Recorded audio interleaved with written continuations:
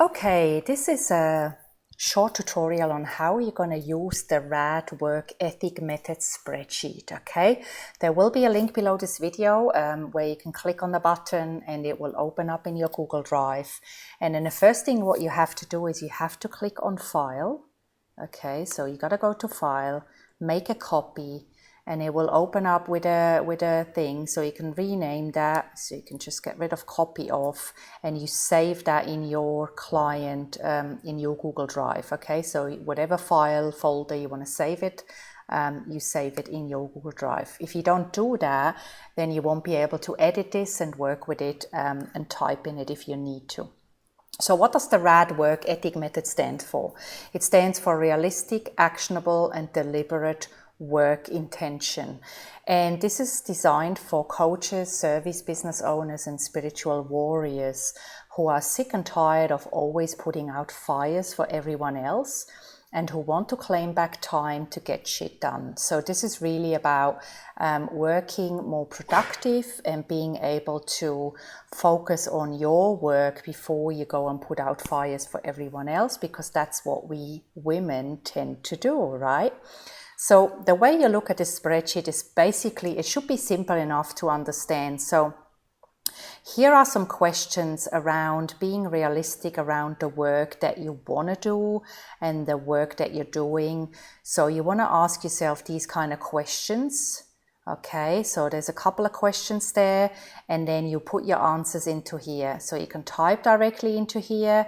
You just double click the field, you type yes or no, or you print this out on your computer and then you print it out and then you can write in it. So you can do whatever works for you. So this yes no section refers to the questions here. The actionable stuff is again, do you have a dedicated workspace where you can work in peace? I find this is really crucial, because if you just work in a busy environment, like on a kitchen table where the family has all of their clutter and it's noisy, it's really, really hard to focus and actually be productive.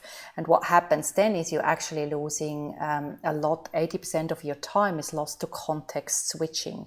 There's another training that will be available inside the bonus section at some stage in the near future, where I talk in more detail around context and about context switching. So this is, questions you need to be aware of, and the first step in getting better at something is to have the awareness. And so the reason why we're asking these questions is to actually be aware of it.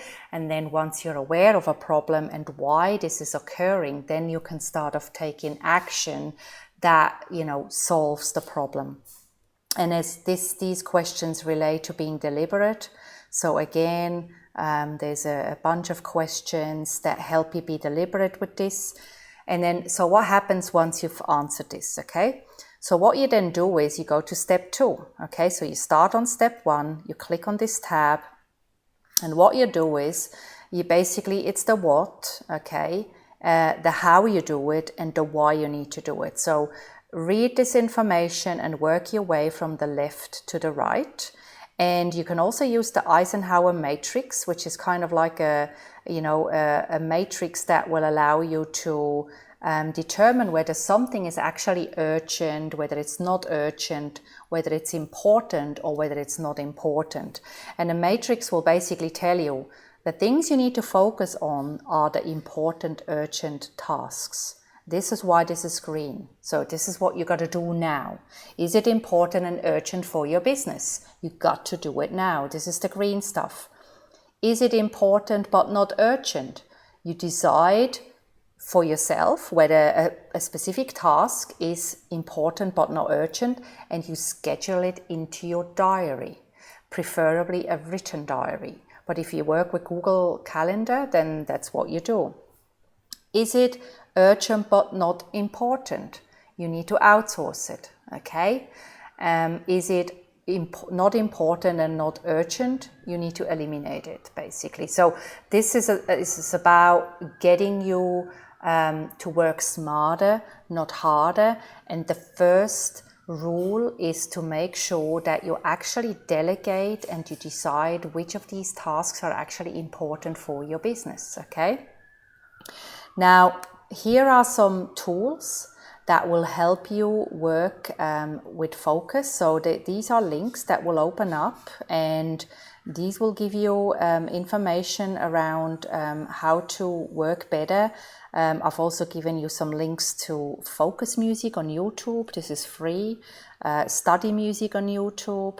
White noise selection on YouTube, who have all been kind of proven to help you focus better. So what I do is I open up one of these, or I find something similar, and I actually plug my headphones into my laptop, and that's how I work when I want to focus, okay? I also block my time. The Pomodoro method is famous. It's 20-minute blocks. I use 50-minute blocks, and then I have a 10-minute break. And I do this for 3 or 4 rounds. So I do 50 minutes, 10-minute break, 50 minutes, 10-minute break, 50 minutes, and I might have half an hour break. I get up, I stretch, I make a cup of coffee, a cup of tea, I go to the loo, I do whatever needs to happen, and then I sit back down, I set my smartphone for another 50 minutes, and I get a ton of work done very, very easily doing this. So I've listed the Pomodoro method here for you to sort of play around with the length of time that works for you. So start with 20 minutes. If you find you can go longer, maybe go to 30 minutes. If you can still go longer, then maybe try 40 minutes. And if you can still go longer, try 50 minutes. I wouldn't go beyond 50 minutes because you want to make sure that your brain is fresh, it's able to focus, and I find that anything beyond 50 minutes probably will have an adverse effect on your productivity. List your happy workspace essentials here, so feel free to delete these. This is the stuff that I have with me, whether I travel around internationally or whether I travel around Australia. I always have crystals, candles, a little Buddha, my orgone pyramid, a paper diary, my Bose headphones, and I have mechanical pencils because I love mechanical pencils. These are mindset primer tools if you feel that your mindset is not in the right space, so feel free to check out these links, but don't let it distract you from actually focusing on the Eisenhower matrix here. This is really key. And then step 3, if you feel like this is too much or you're ready to outsource, let me know. I've got a small team of people that probably have availability that can take on more clients. So if you're happy to outsource some of your admin stuff, some of the pesky work, and you want, somebody to help you 5 hours a week, 10 hours a month, whatever, have a talk to me and I'll see whether one of my team members is available to take you on board. I also, you're in the program here, you don't need to worry about that. And, this is only to chat to me if you actually want help beyond the $7 program. So if you want one-on-one coaching and you want to talk to me about how that might look like, then we can have a chat, send me a message in Messenger and we'll set up a time.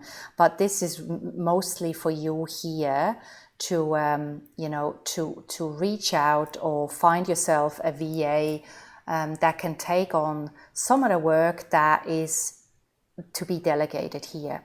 Because essentially, as an expert, you should not work on stuff that is not directly in alignment with your expertise. Okay, so anything to do with admin work, pesky, techie stuff, scheduling things, unless that is your expertise and that's what you're selling as a service, you shouldn't be doing that kind of stuff. So I just wanted to explain that. So go ahead, make a copy of this, answer these questions, and then take action and focus on doing that consistently in your business every single week.